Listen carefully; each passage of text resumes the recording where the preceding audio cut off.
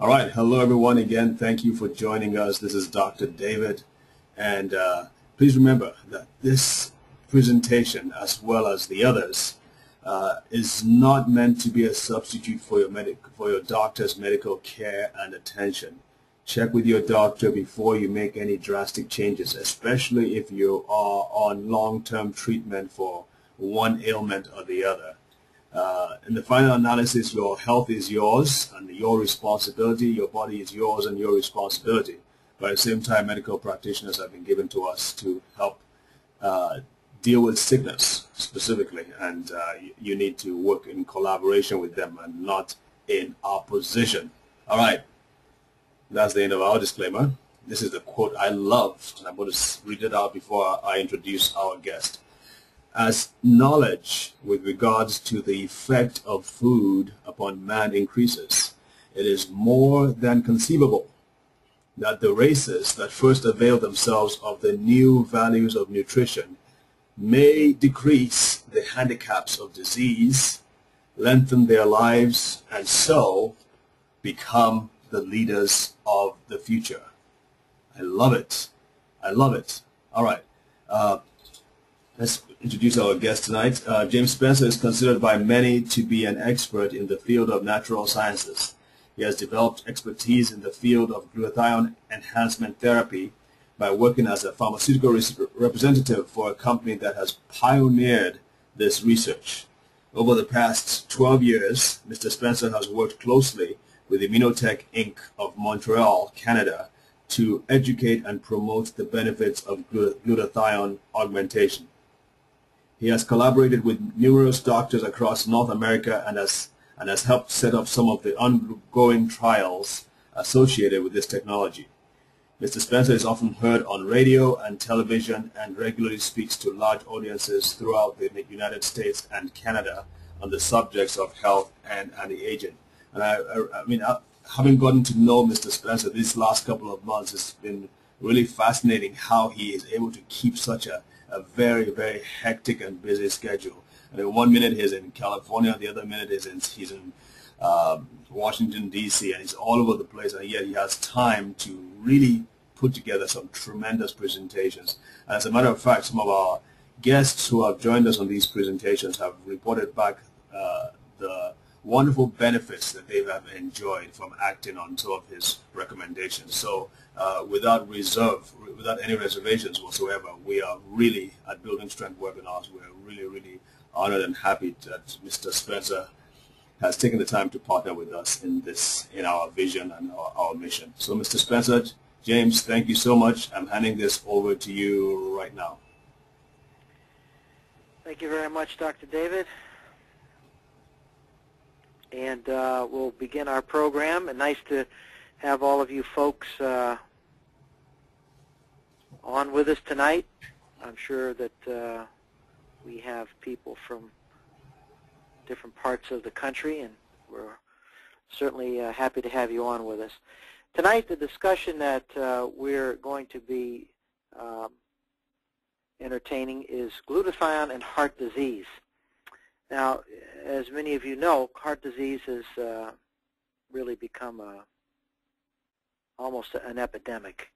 It's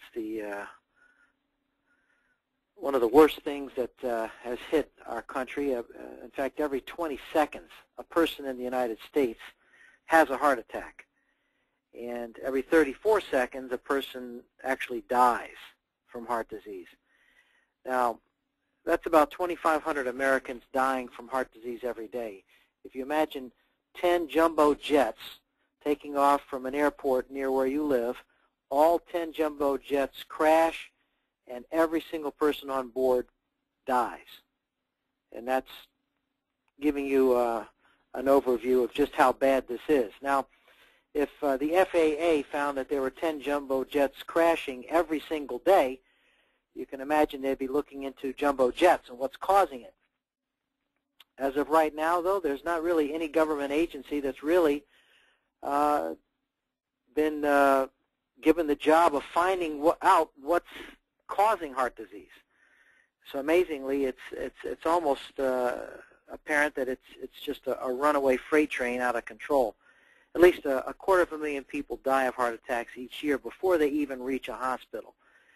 Now, these statistics have all accelerated to a large degree due to the huge changes that have come about in our environment. Obviously, the air we breathe is not as clean as it used to be. Neither is the water we drink or even the water that's used to process our foods. Food itself is not the same. 3 times more pesticides are being used today. The soil has been literally stripped of nutrients, which means that even what we do eat is under par.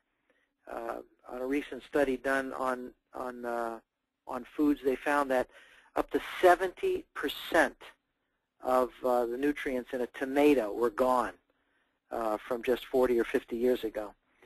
And of course, there's processed foods now that have a lot of unhealthy additives. Another complication is with ozone depletion, radiation is hitting the earth at higher levels than ever before. And you've probably noticed that people are sunburning more easily. There's a higher level of skin cancer. But the real downside to this radiation is how it's affecting the human immune system. And the way it works is it lowers the amount of white blood cells in our body, thus putting our immune system under more strain in its ability to fight antigens and pathogens that we're more frequently exposed to today. In fact, if a person goes in to get radiation treatment, perhaps for cancer therapy, generally the white blood cells are decimated just by the radiation treatment used as a modality for the cancer therapy.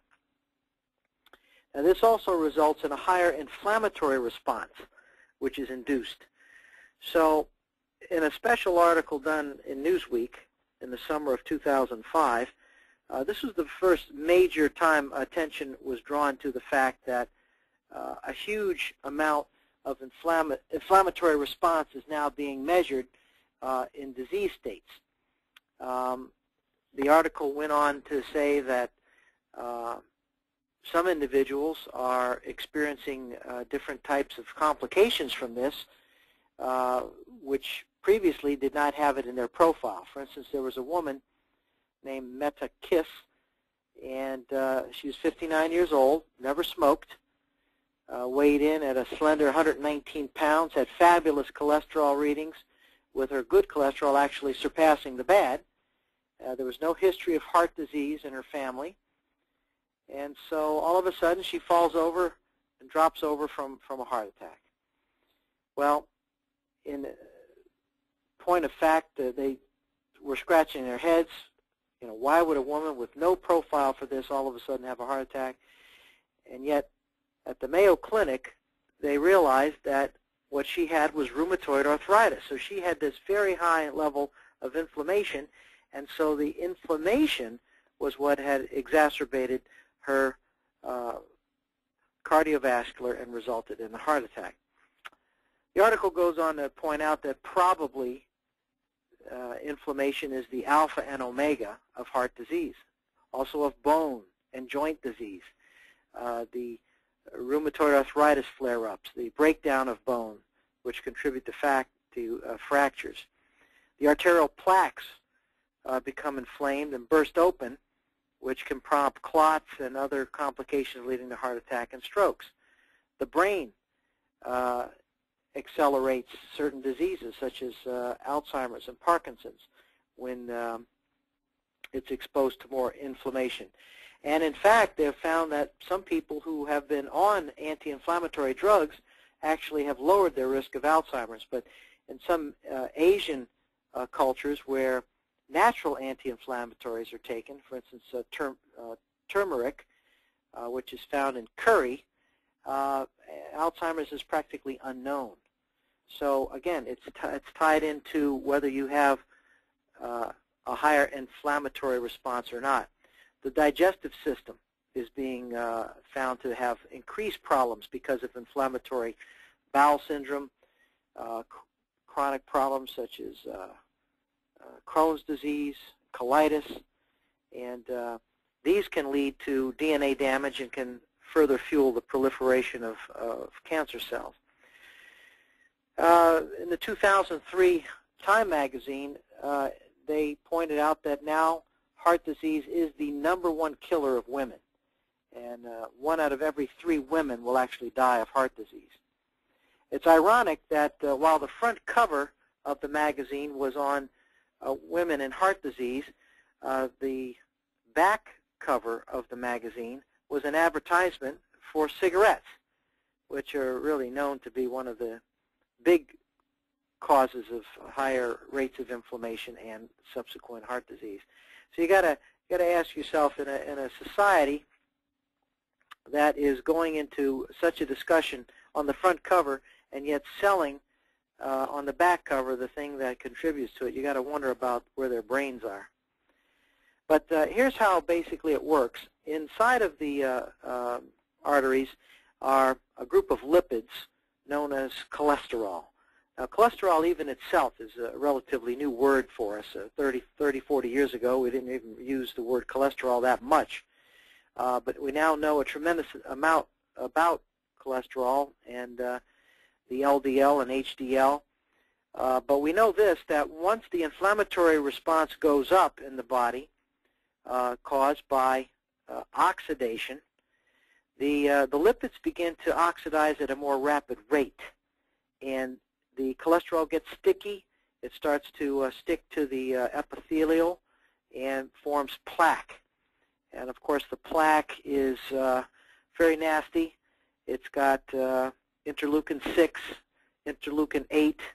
It's got cytokines that are not correctly communicating.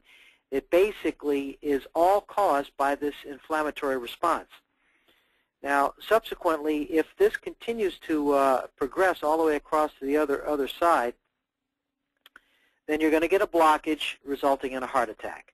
If the plaque ruptures, you're going to get a blood clot, and that could result in a stroke, which is, by the way, the third cause of death, highest cause of death in the United States. Cancer is, of course, just edging out. Heart disease is #1, heart attacks is #2, and #3 is the related stroke. Now, what's causing all this? Well, we know that certain groups of people are in much higher categories of risk. For instance, individuals that are diabetics have a 500% higher oxidative stress level. And subsequently, they are at a very high risk of getting heart attacks and strokes simply because they're oxidizing at a faster rate, and their cholesterol is oxidizing at a faster rate.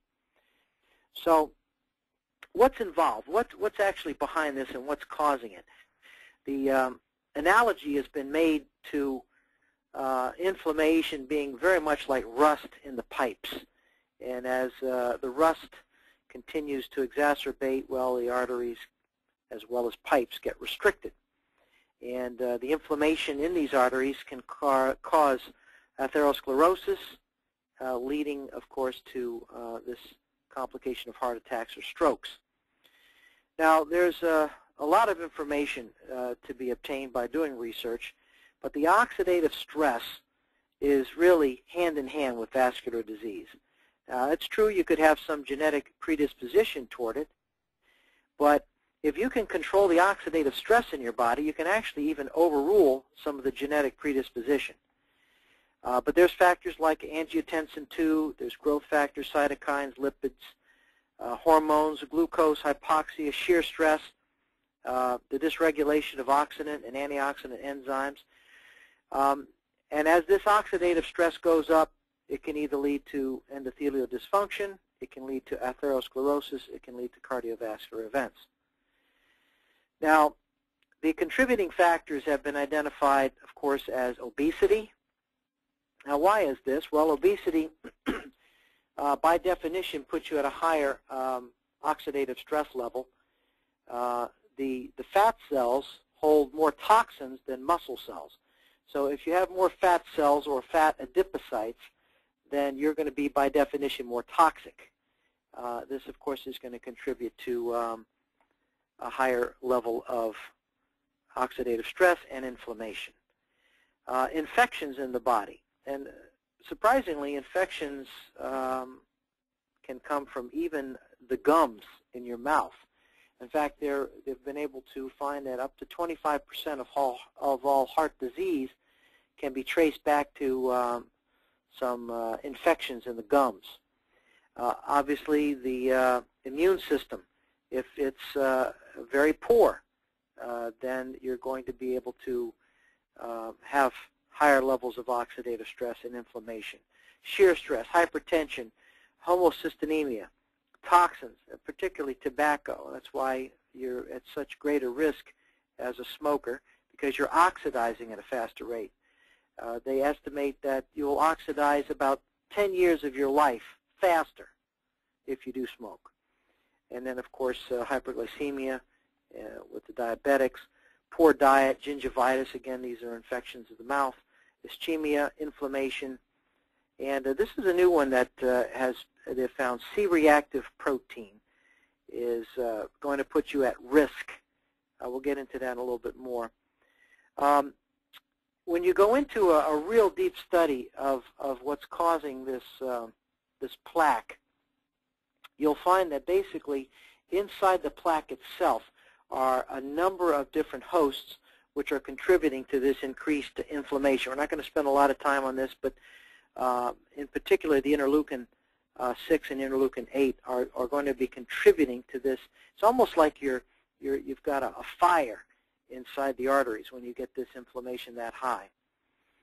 Now, the interleukin 6 and the C-reactive protein seems to maintain a pro-inflammatory environment that leads to an early development and rapid progression of atherosclerosis. They are finding that children as young as the age of 8 are now starting to be at risk. And of course, this is to be understood as something that's going to be accelerating. Our children are going through massive changes in environment and in food changes. The Wall Street Journal reported that as a result of their research, they found that on the average, 1 out of every 3 children that were born since the year 2000, so this is in this past decade, 1 out of 3 are going to develop diabetes. So we're looking at a huge complication which is going to result in a tremendous growth of heart disease as a result. Now, there is a way to manage this cellular oxidative stress. We've been able to break down some of the things that contribute to it, such as ROS, which is reactive oxygen species, the complications caused by hydrogen being reduced in certain areas. This causes a complication, and so you've got oxidative complications from oxyradicals and hydroxyradicals. You've got reactive nitrogen species, and these, of course, result in oxidative damage. Now, the antioxidant defense mechanism to fight against these things would include the major molecule glutathione. Now, glutathione is probably, the more you do research on heart disease, you're going to find that in hundreds, perhaps thousands of clinical studies, they're finding that glutathione by itself is one of the factors that can greatly reduce heart disease. Of course, there's also the radical scavenging vitamins E, A, and C, but there's enzymes that are also able to be very beneficial. The catalase, the SOD, or superoxidized dismutase, the glutathione peroxidase has shown tremendous promise in a vast amount of studies, and glutathione reductase. Let's notice, too, that if you want to imagine a seesaw and a balancing act, these oxidative mechanisms really have to have these antioxidant mechanisms if you're going to be able to prevent cellular death or apoptosis, premature cellular death, or have the cells survive and you survive. The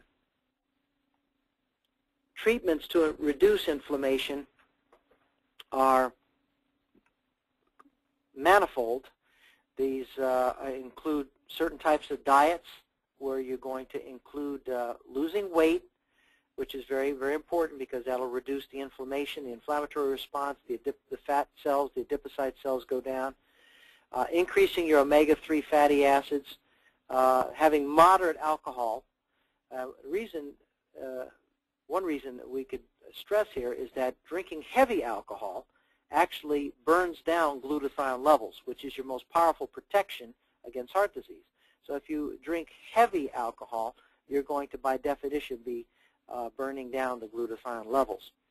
Multivitamins are important because primarily the foods that we eat just do not have sufficient vitamins.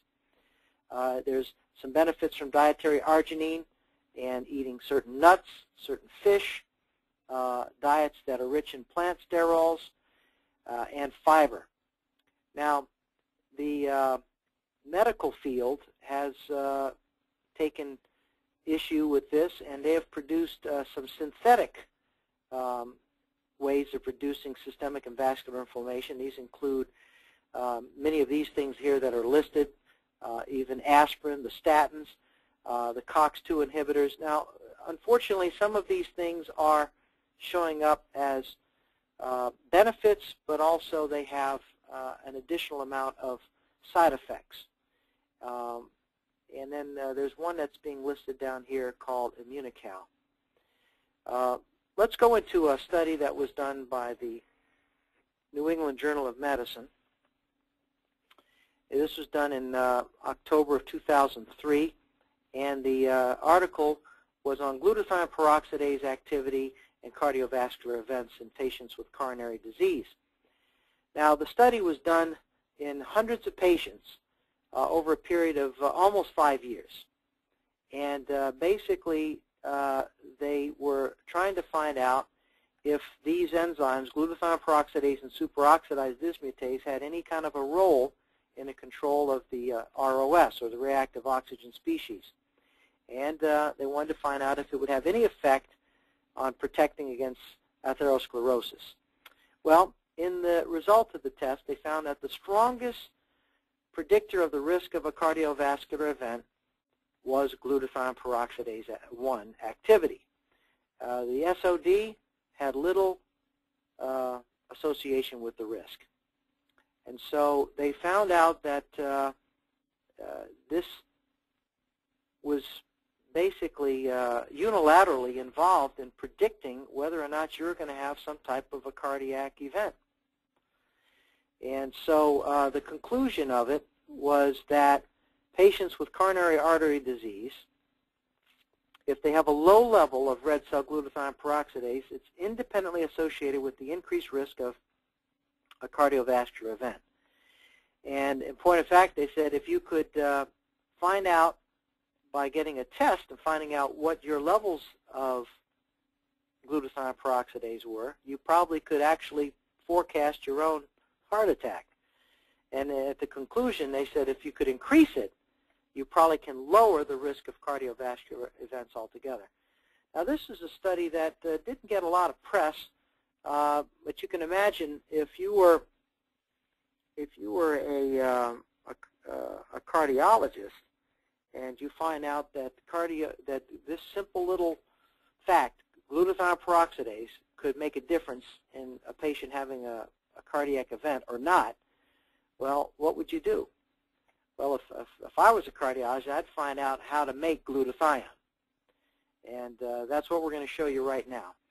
The ability to make glutathione and subsequently formation of glutathione peroxidase depends on these 3 amino acids in your body: L-glutamate, L-cysteine, and L-glycine. Now, the glutamate and glycine are abundant in food groups, but it's the cysteine that is the rate-limiting factor. It's a very difficult amino acid to get into your body. And the sources of natural cysteine are very limited. It appears in raw eggs and raw milk. And it's a very unique formation. It's got a bonded cysteine molecule, which is 2 cysteine molecules bound together by a sulfur bond, or it's also known as a disulfide bond. And this is in appearance like a wishbone, but inside of the stomach, it actually is almost indestructible. And because of the combination of the disulfide bond and the two cysteine molecules, it actually can go right through the stomach and into the bloodstream through the colon. So it doesn't break down and get dissolved in the stomach. Now, these fragile proteins are also thermolabile, or heat sensitive, and that's why if you cook an egg or you cook milk, you destroy this bonded cysteine instantly. So, unfortunately, folks, when you cook an egg, it's instantly destroyed. And if you homogenize or pasteurize the milk, then you've destroyed it also. Now, unfortunately, we're not in a position to get raw milk nowadays. 100 years ago, probably that's about the only thing you did get. And we don't recommend raw eggs because raw eggs have a very high level of salmonella in the grocery stores. Now, the exception to that would be if you have a very personal relationship with the chicken. It's a chicken that's in your backyard. You hand feed that chicken, and you know the background of that chicken. I would suggest, yes, you could probably eat some of those eggs raw. But how many of us have that capability? There's other factors that can accelerate the loss of intracellular glutathione: heavy drinking, smoking, caffeine. Acetaminophen, interestingly, or otherwise known as Tylenol, is one of the worst culprits. In fact, the FDA website lists acetaminophen as the #1 cause of liver damage in your body, and the liver is your highest source of glutathione. But there's other drugs that also burn down glutathione. Vigorous exercise. Elite athletes will burn down their glutathione levels and pay for it later on. X-rays, beta and ultraviolet, do a very bad drop in glutathione, as well as xenobiotics. Things that are not supposed to be in your body can also start to burn down glutathione. Now, there's some alternative ways to increase glutathione besides raw eggs and raw milk. There's synthetic cysteine. The complication of it, though, and it could be bought in a health food store, frankly, is that most of it will be broken down and lost in the digestive tract, and so it's passed as waste. If you take large amounts of L-cysteine, it could contribute to hypercystinemia due to the toxicity of the L-cysteine. So in an oral form, it's very, very poor. Glutathione itself, as L-glutathione, can be taken in an oral pill or a capsule, but again, it's generally broken down in the digestive tract, and there's not any clinical proof that this technique has any effect whatsoever on raising glutathione. Another form is called NAC, or N-acetylcysteine. Now, this has about a 9% absorption rate through the stomach, so it's not very good. And it also has a short half-life, which means it's only probably effectively going to be in the bloodstream for a couple of hours. It unfortunately has some side effects and toxicity and even some anaphylactic response. So we don't recommend this, and I personally don't recommend it because of these drawbacks. Now, if you use it for emergency treatment where you've had an overdose of Tylenol or some other drugs, then yes, this would be a fine alternative. But just on a daily basis, I frankly don't know anybody who wants to take N-acetylcysteine on a daily basis, week in, week out, year in, year out, because it's a toxic substance, and long term it'll produce some bad effects. Now, you can inject glutathione. It's expensive. Some well-known sports figures that have developed such health challenges as HIV infection regularly take injectable glutathione. And so if you've got a considerable amount of money and you don't like the idea that it's it's aggressively something that's being stuck in your body, you might use that as an alternative. It also has a short half-life, though, and it raises extracellular glutathione, not intracellular glutathione, so the benefits are short-term and not as good as raising the intracellular glutathione. It's been found that the most effective way to increase glutathione levels in your body is to provide the primary precursor that stimulates the intracellular glutathione levels, and that is that very unique, very hard to find cysteine molecule. Immunical is my recommendation. It's a unique discovery. It's been recognized as such, and it is the best way to optimize glutathione in your body. It's been given wide recognition medically. It's listed in the physician's desk reference as a medicine. It's in the pharmacist's Red Book of Prescription Products, and the Canadian CPS has listed it in its lineup of medicines. The Canadian government, Health Canada, has given it an NPN number, which is a natural product number. And very unusual, it allows the product to make claims, which is very unusual. I don't even know of another natural substance that is allowed to make claims in Canada. In the United States, interestingly, it's received Medicare and Medicaid reimbursement status in many areas, and so in some cases you're able to receive benefits that way. The medical visibility was shown in the last couple of years with men such as Luc Montagnier, who won the Nobel Prize for Medicine. He was able to get it listed in his new book, Oxidative Stress in Cancer, AIDS, and Neurodegenerative Diseases, and chapter 42 is entitled Immunical, Its Application in AIDS and Cancer. Now, obviously, we're not able to go into tremendous detail tonight individually, but it might be that some of you on the phone tonight wants to get information very specific to some things that they're curious about. We've set up an 800 number so that you can actually call in. If we're on another line, just leave your name and telephone number. We'll get back to you as soon as possible.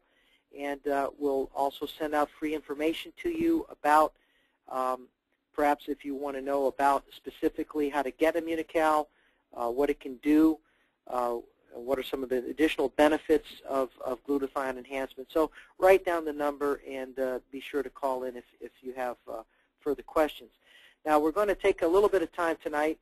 Dr. David wants to schedule some questions and answers, and I believe he's going to be doing that by means of you entering the questions and typing them in, and then he'll give the questions to me.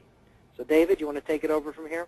Absolutely, absolutely. Thank you very much, James, for another great presentation with great information.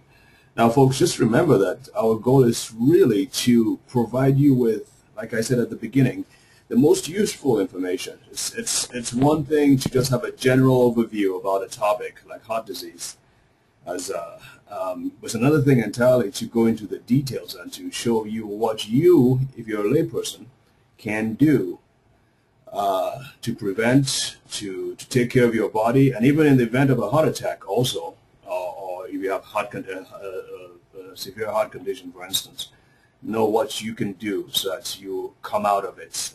Know what you need to do in collaboration with your doctor, and sometimes just to help promote your own health. So there is a lot to be said for understanding the details and the specifics.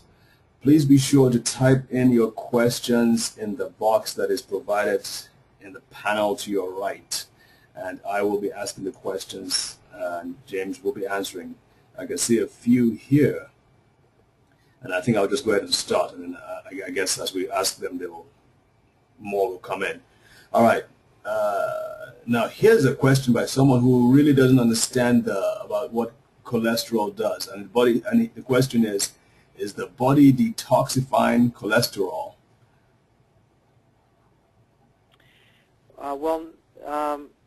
No, your body doesn't detoxify cholesterol. Cholesterol is the lipids inside, or the fats that are inside of your arterial system. It's part of the mechanism of blood.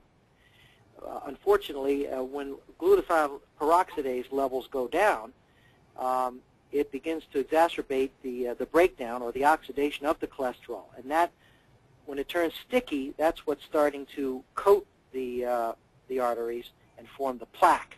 And of course, the plaque has a number of different bad things in it that will contribute to real problems if it ruptures or if it continues to grow across the artery and form a blockage. Now, generally speaking, a doctor who's noticing that the arteries are getting thinner and thinner may prescribe that you get a stent. Now, the stent has to be fished up through an artery, and it's a little mechanism that expands, and it bubbles the area of the artery where it's a little bit closed out because of that plaque that's in the arteries there. Now, if you don't stop this oxidation process and you put in a stent, a few months or a year later, you're going to need another stent because you're going to be clogging the artery in another location. And if a lot of people don't realize that that's fundamentally what will continue to happen. Now, the stents are very expensive. You might spend $30,000, $40,000, $50,000, or your insurance company spends it, and that's big business right now. There's estimated $50 billion in stents installed in people just in the United States every year. Wow. Every year. That's 50 billion stents.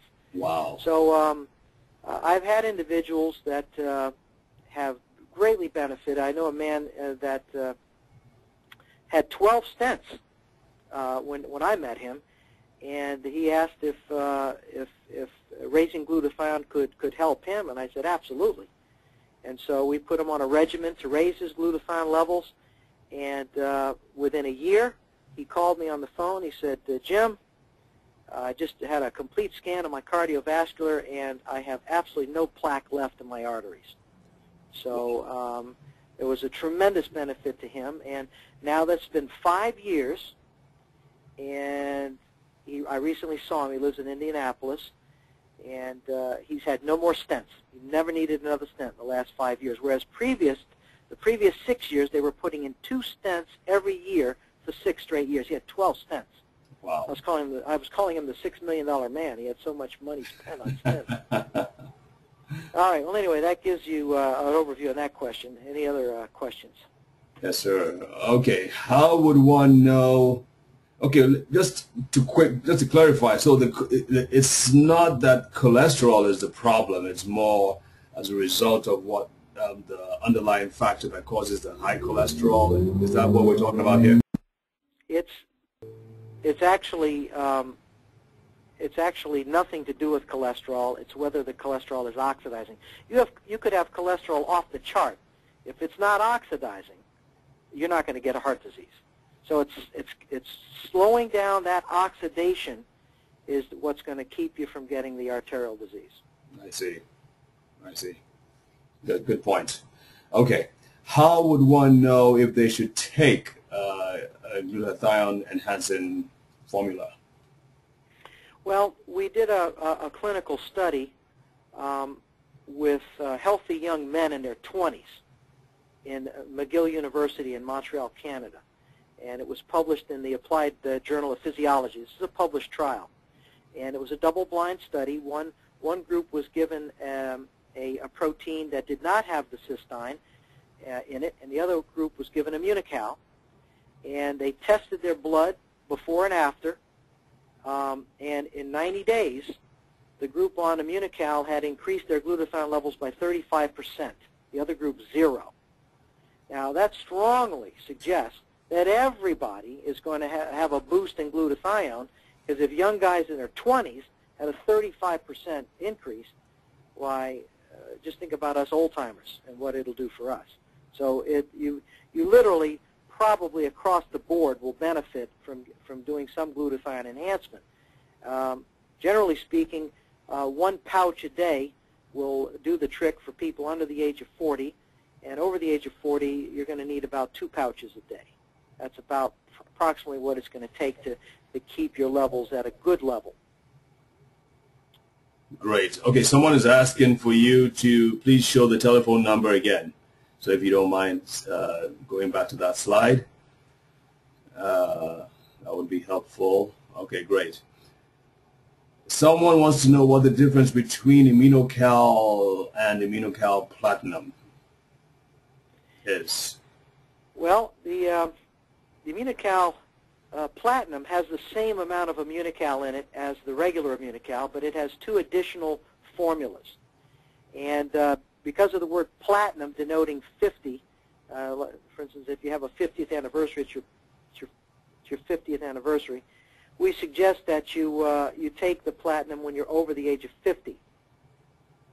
Now, one of the benefits is that it helps reset the redox in the human cell. This was a formula developed by Dr. Wolf Droga, and the redox formula inside of this Immunocal Platinum helps in several areas. Number one, it helps slow down the loss of calcium as you get older.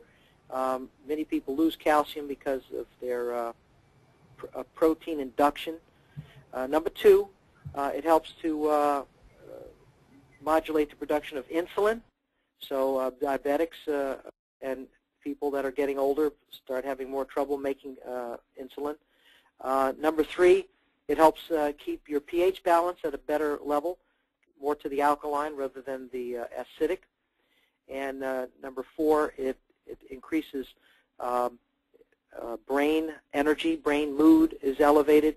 All of these ingredients can bypass the blood-brain barrier, so it delivers it to the brain as well. Another thing that's in the platinum is something called the cytokine modulating proteins. It's a special protein that has a natural anti-inflammatory in it. So this is, of course, going to be beneficial for anyone with higher than normal inflammatory response. So that's the main difference. And generally speaking, I'd recommend it for people over the age of 50, or if they have a very oxidative health challenge, you might want to use it at a younger age. Okay? Okay. All right. Now, you mentioned that glutathione or low oxidative stress can minimize the formation of plaques in the inner lining of the blood vessels. Someone wants to know if it is possible for glutathione to remove the plaque from the arteries. Well, interestingly, it apparently is the case, and this has been noted through much experience. If you stop the oxidation process or slow it down dramatically, then eventually the arteries begin to clear out very slowly and safely, and over a period of time we've even seen some reversal. So glutathione enhancement is a must, an absolute must.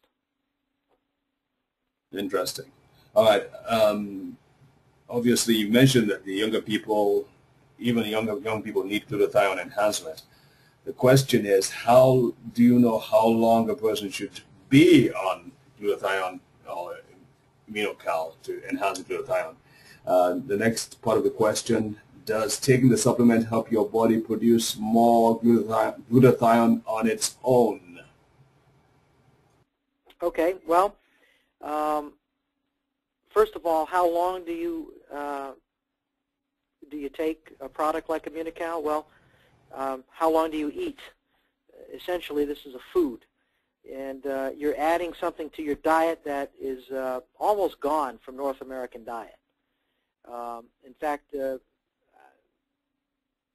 they're found in certain areas of the world where these very primitive civilizations where they just drink raw milk. They have very little, if any, cancer and very little, if any, heart disease.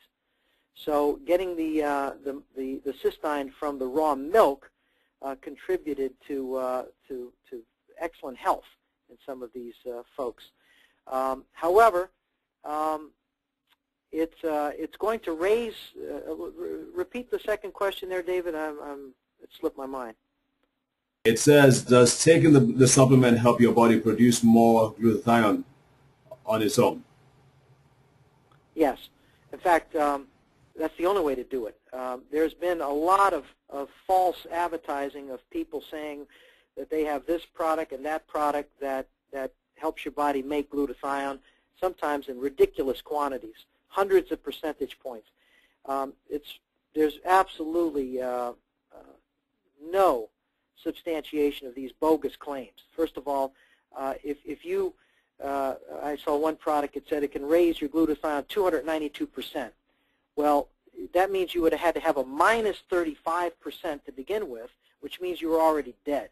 So there's no way that these claims are substantiated. But if you're taking glutathione enhancement, it will help your body make sufficient glutathione every single day. And that's what we need, because our bodies are exposed to the air we breathe, the food we eat, the water we drink. I mean, we literally are burning up glutathione. If you live in a big city, by definition, you're going to have lower levels of glutathione. So you're going to have different things that are going to lower your glutathione every day. And so to have something that naturally sustains it safely, effectively, this is a secret to good health. It's a secret to good health. Wow. Wow. Wow. As a matter of fact, I know at the beginning you mentioned radiation and amongst the other toxins and the pollutants in the atmosphere. I just received an alert from CNN saying that it is now proven that it's, well, highly possible that even cell phone radiation can cause cancer to the body. Well, absolutely. In fact, the New York Times had an expose on radiation last summer, and you know, it broke it down to the fact that you could be laying on the beach and get 0.03 millirays of radiation, but you can go into a hospital and get a CAT scan and receive 28 to 29 millirays all at one time. That's like being on the beach all day long for 90 consecutive days. Oh, boy. One CAT scan. One CAT scan. So the article pointed out that probably up to 29,000 people are going to get cancer while they're going in to see if they've got cancer with the CAT scans. Now this is crazy. Yes, indeed. All right. Speaking about CAT scans, someone wants to know: is it safe to have a body scan every 5 years, or is the radiation too strong? Well, remember, it likens a CAT scan to being on the beach 90 consecutive days. Mm-hmm. So take that with a grain of salt. I would avoid radiation wherever possible. In fact, if you're in an airplane, sit in the center aisle. Don't sit by the window. There's much higher radiation by the windows. And it's a known fact that the highest levels of prostate cancer among men are in airline pilots, and the highest levels of breast cancer among women are in airline attendants. So radiation should be very closely monitored. Just don't have it frivolously. Wow. Wow, I did not know that. Interesting stuff. And by the way, for those of you who are interested in knowing more about radiation and how it affects your body, we do have a couple of presentations that cover that. I believe it's called your electric body and what you can do about it, about radiation. Okay, let's see. Does immunocal lower cholesterol levels? I don't know if that's a medical question that should not be asked, but go ahead. Well, first of all, we don't make any claim, and I wouldn't make a claim that it lowers cholesterol. I have seen some people say that it has, but the real benefit is the fact that it's going to control and help with the slowing down of the oxidation of the cholesterol. And that's the key benefit. You know, many people have wondered about a man that works out, he stays slim, and he all of a sudden drops dead of a heart attack. And then you see another man, he eats whatever he wants, he's heavy, and he's got no problem with his cholesterol. Well, the difference is who is oxidizing and the oxidation stress levels. That's what decides whether or not that cholesterol is going to be effectively, ultimately killing you. Mm-hmm. Okay, that's a good point.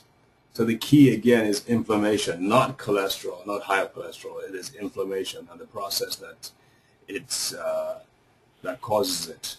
Let's start Yes, there's been a school of thought that really some of these drugs used to lower the cholesterol really are not doing you much benefit, because your body, in some cases, knows that you need more cholesterol than what is common in somebody else. Right. But ultimately, it's the oxidation of the cholesterol that's going to cause these complications. That's a good point. All right, someone's asking, Steve wants to know where the radiation is coming from when in flight. It's coming from the sun. You're up there very close, much closer to the sun. You have less ozone protecting you, and it just goes right through the airplanes. Got it. Is there a relationship between the inflammation from excessive salt intake and the inflammation that causes cardiovascular disease? I'm not sure I understand the question. Do you? Well, they're asking about the relationship of sodium to heart disease, and it's a known fact that increasing sodium can lead to more hypertension, and the United States just really has too much salt in everything. So never mind the fact that you want to control oxidation. You do want to control sodium. You just I'll tell you what, you just want to train yourself to not be adding salt to your foods, because most of the time there's enough salt in whatever is put on the table. So just get more and more in the habit of lowering sodium, and you can't go wrong. It's going to be benefiting you health-wise. All right. Is C-reactive protein test definitive to show inflammation levels?